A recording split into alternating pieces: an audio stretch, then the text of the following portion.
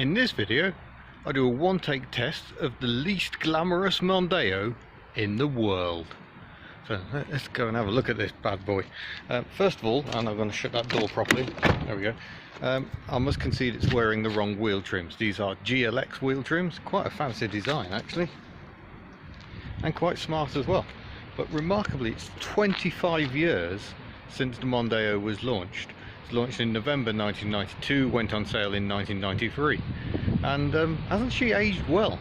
I think it's actually a really good design, and I even like the back. I was never very keen on the saloons, but the estate and the hatchback, I think that's a lovely design. Check out the lovely number plate as well, which is a proper dealer plate. It's always nice to see. It looks even got the dealer sticker on it. Well, I believe that's a reproduction.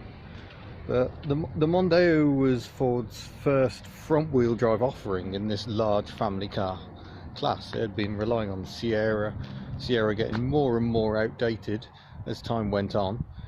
So they completely revamped it, clean sheet design, and came up with the front-wheel drive Mondeo, which became one of the best cars in its class. But is that deserved? Who can tell? Let's have a look at some things. Let's start with the engine. Find bonnet release. Literally had this car in my possession for a matter of seconds. It's not actually my car, belongs to a friend of mine on the Auto Shite forum. So there is the engine. Well, you can see it. Twin cam, 16 valve, 1.6, producing 89 brake horsepower and 105 pound-foot of torque. Oh, my cameramate's fallen off. That means this won't be a one-take test, because I shall have to rectify that. Oh wow! So sitting in the back with the seat set for me, so much space. I mean, the benefit of the front-wheel drive design is the transmission tunnel can be much smaller because there's no transmission in it. So that's primarily for strength. Lots of space, but it's a really soft seat and this lovely velour.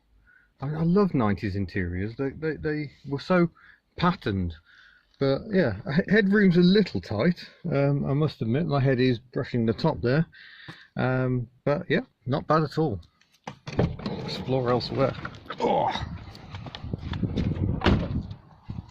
yeah, I've got a remote boot release.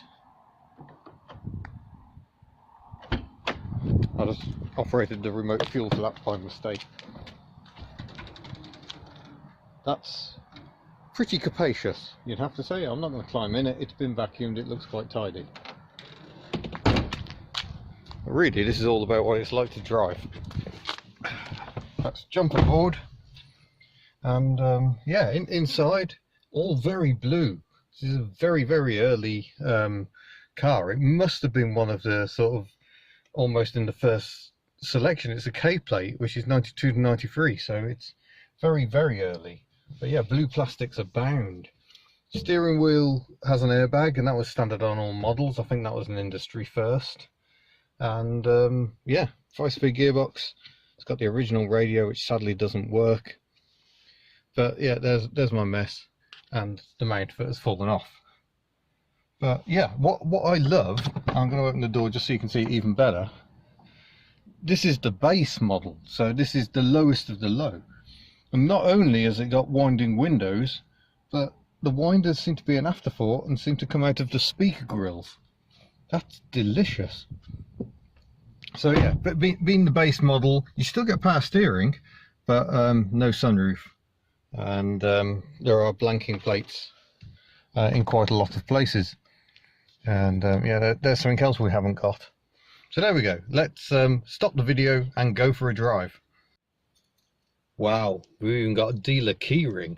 So yeah, very generic 90s Ford key, fitted to everything from Jaguars to Fiestas. Start the engine. Nice and smooth. Fuel injection, of course. And let's go. Behave. The first thing I'll notice, I remember what it was like to drive my dad's Sierra when I was a kid. Well, not a kid, I was a 17-year-old, and I'd occasionally borrow his Sierra and in that you felt very low down. The dashboard was quite high up, so you always felt like you were trying to peer over the dashboard. This doesn't feel like that at all. Just trying to work out how to get out of this railway station car park. So column stalks feel horrible. I can't say I much care for that indicator tick either. I can feel the tick in the steering wheel. That's quite impressive.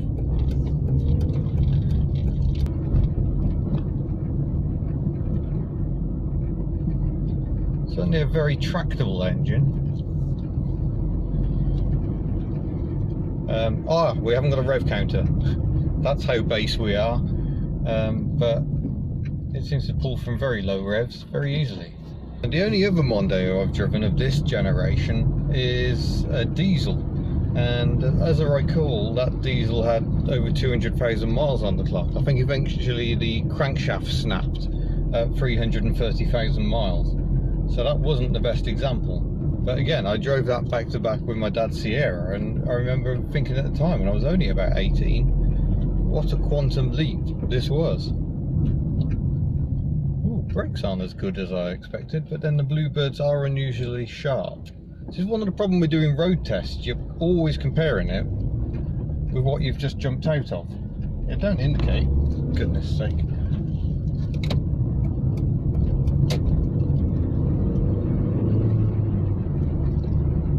Right, now we can try and get out onto a dual carriageway. Mondeo was built for motorways, so it should be pretty good on a 70 mile an hour dual carriageway.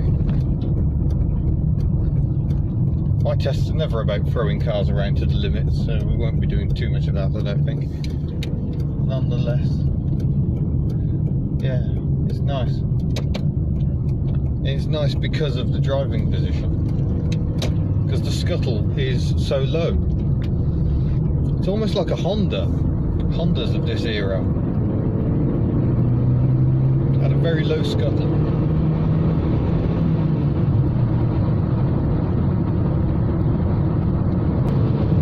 So we're doing 70. I can't tell you how many revs the engine's doing, because A, there's no rev counter, and B, I can't see it. I can tell you I think the thermostat's stuck in the open position, because the temperature gauge hasn't moved from the bottom end of normal. Yeah, the engine is sounding a little buzzy, but you can't really make much of it. Even when I put my foot down, it doesn't really get any louder. It's just a mild shove as it accelerates. But this really is, you could call this peak car. You could call this the best car in the world, because if you just want a car to do things, get you from A to B with a minimum of hassle, and be a decent size and practical and not go wrong too much, because there isn't too much to go wrong. Well, you can't really go wrong with a Mondeo, can you? And this base one has even less to go wrong, because there's just nothing. Well, there is a radio and that doesn't work, so that's proof perhaps that anything can go wrong. There isn't anywhere for my clutch foot to go comfortably. There's a bit of a cutout in the carpet, but it's not ideal. I would like a proper footrest. There is one thing I have never liked about the Ford Mondeo, and I'm going to have to stop so I can demonstrate that to you, but it's the windscreen wipers. The Mondeo is a really nicely designed car in many ways. I think people were a bit unsure of it when it came out, and some people even accused it of being bland, but I think that was just very much what styling was like at the time. I think the Mondeo stands up very well against some of its rivals, even the Bertone-styled Xantia by Citroën. But yes, the windscreen wipers are problematic. For the passenger wiper, the arc does not meet the arc of the driver's wiper. I thought this would be quite a simple thing to get across, but it seems car designers get this wrong quite often. The Citroën Xantia is another car with problematic wipers. It's just so unnecessary, because what it does is it leaves a dribble down the windscreen, as I will demonstrate in this video.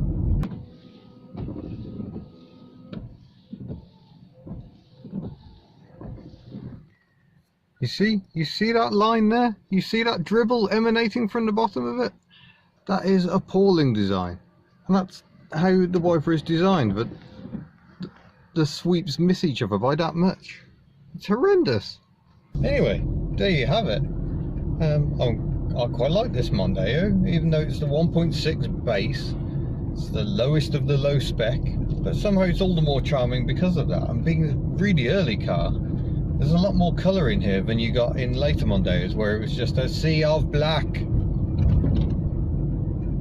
So yeah, unsurprisingly, I quite like the Mondeo. So as it's now 25 years since the car was launched, let's say happy birthday, Mondeo.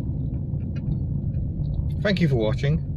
Don't forget to subscribe, and I shall see you again in another car. Farewell.